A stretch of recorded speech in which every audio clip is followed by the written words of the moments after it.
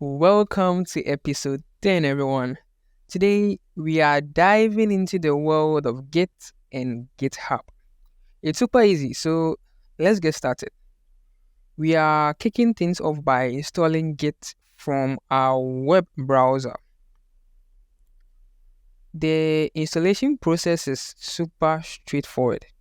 If you don't have Git installed yet, just follow along the installation process and you have it up and running in no time. Next up is to create a GitHub account. If you don't have a GitHub account, no worries, creating one is a breeze. After that, you can create a GitHub repository, either on the website or directly from Visual Studio Code. Now, you might be wondering, what's a repository, Dennis?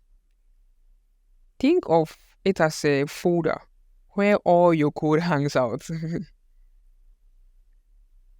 Inside Visual Studio Code, find the source control icon on the left. Click Initialize Repository. And now comes the fun part, authorizing GitHub for vscode. It's a piece of cake. Just sign into your GitHub account again, this time from vscode, to link your GitHub account to vscode. Quick note, make sure your default web browser is Google Chrome for this to work smoothly. Before making any commits, make sure to stage all your files using the plus button. Watch how you untracked files magically turns into added files. Now, to commit your files to GitHub, write a short message like initial commit and click commit, and then publish branch. The name at the top bar becomes your repository name, and you can choose to keep it or change it. I recommend making it public.